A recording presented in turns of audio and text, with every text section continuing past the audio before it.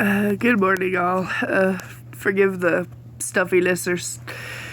I'm kind of homesick today.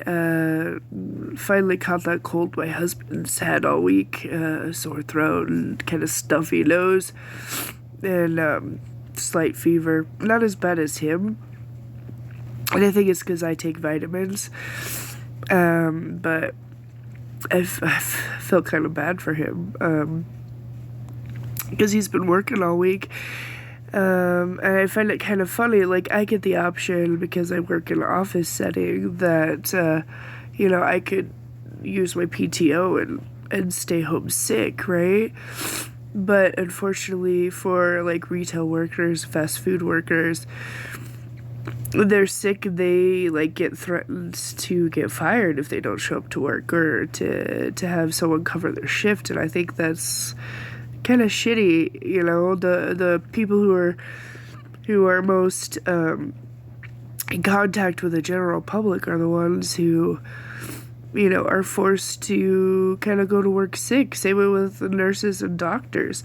You would think nurses and doctors would be told to, like, stay home when they're sick, right, so that they're not getting their patients sick, but I found just the opposite, that their jobs are on the line as well, and it's really sad. Like, I was once in surgery, having a C-section, and the doctor was saying how just the week prior she had walking pneumonia and passed out during surgery. Hello? Like, what? And here I am on the table, numb from the waist down. You're taking my baby out, and you're talking about how you just passed out last week during surgery? Thanks, that makes me feel real secure, but, I mean, that's kind of the environment that they're in. Like, no one, you have to have someone to cover, and I think I get it, you're healthcare, right? People need doctors, and someone needs to be there, so I understand that, but if you're sick, you're putting yourself in danger as well as your patient, so you would think you'd, not come to, but, anyway, just a quick side note on that. I just find it weird that in our society, the people who should be the ones staying home sick aren't allowed to, and get threatened with their jobs to get fired if they don't come in, whereas the people who with the cushy office jobs who don't really necessarily have contact with the public are the ones who get to stay home sick, nice and warm in their beds, and recover with pay and not have to worry about their jobs being threatened. It's just, to me, that's kind of backwards, but that's just me, I guess. Anyway, on to the reason why I'm here today. Back to Luke 11. I didn't do a video yesterday because I wasn't feeling well in the evening. Still don't feel well, but need to get one done. So anyway, Luke 11 verses 34 through 36 says, "The light of the body is in the eye. Therefore, when the eye is single, thy whole body also is full of light. But when thine eye is evil, thy body also is full of darkness. Take heed, therefore, that the light which is in thee be not darkness. If thy whole body therefore be full of light, having no part dark, the whole shall be full of light, as when the bright shining of a candle doth give thee light." And I apologize, I read that kind of horribly, but so according to my Bible app on my phone, this is the meaning of that our eyes are our guides. Focus on the dark, you'll be filled with darkness. Focus on the light, you'll be filled with light. Think positive thoughts, have positive life. Think negatively, then your life will be negative. Be careful what you let into your hearts and your minds. If your life is full of goodness and positivity, then everything about you will reflect that positivity and light. And I truly believe this. God has shown me time and time again that life is about choices and life is about perspective. And it's up to you what perspective you choose. You could either look at all the things you don't have and be sad and depressed about it, or you could take a look at your life and be like, well, I'm thankful for this, I'm thankful for that. That's what I choose to do, because there's a lot to be thankful for. The fact that you just woke up and can breathe. Sorry, I can't breathe very well because of my nose. But, just the fact that you're alive, that you could walk, that you could talk, like, some people can't do that.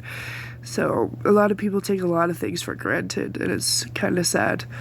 Not to say that I don't, because I'm pretty sure I do. Like, a lot of people take electricity and the fact that the phone I'm talking about on, and communication, like, it's taken for granted, the things we have in our lives every day. And I'm one of those people, So, I can't say that I'm not. Even a warm bed to sleep in.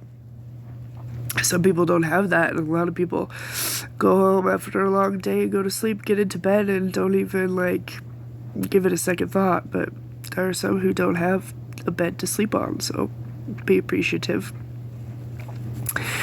So back to Luke 11, verses 42 through 52. This is where, Jesus is with the Pharisees, and they're going to sit down to dinner, and he just goes down and sits to eat, doesn't wash his hands, or they talked about a cup being cleansed, and it was tradition for the Pharisees, or the religious leaders, to make sure they're clean, so to speak, before sitting down to eat. And Jesus just went and sat down to eat, and they took offense to that. And so, through those verses, it's basically saying, be careful of all the religious leaders. It's warning the religious leaders, be careful of all the rules that you put on your people and your religion, so to speak. The most important thing is to love God and to love others, and not necessarily, not that you don't have to follow rules, but you don't need a gazillion of them. And also, don't get big heads. You're leaders, but you are to be humble. Don't get all hyped up on getting noticed and getting praised. Also warns us that there will be people who, seem good and religious and spiritual on the outside, but not necessarily on the inside. So be careful of those people's, be able to discern and spot the fakes, so to speak. Also warns the leaders, like I said, not to add too many rules, because you don't want to make it hard for people to come and to know God. You want to make it easy for them to get to know Jesus, and not to have to jump through hoops, so to speak, just to hear the word. So, and then it also talks about during Luke 11, verses 42 through 52, it speaks of how Jesus and God sends out prophets and apostles to help spread the word.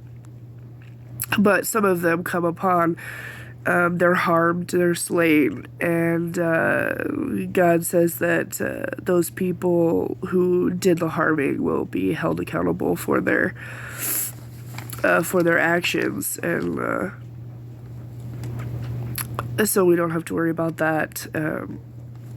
But I don't know about you, but I fear sometimes about the harm that will come to Christians. It gets kind of scary, so I pray about that. But all right, so that finishes off Luke 11. I will be back hopefully tomorrow, depending on how I'm doing and how my voice is and my throat, to work on Luke 12.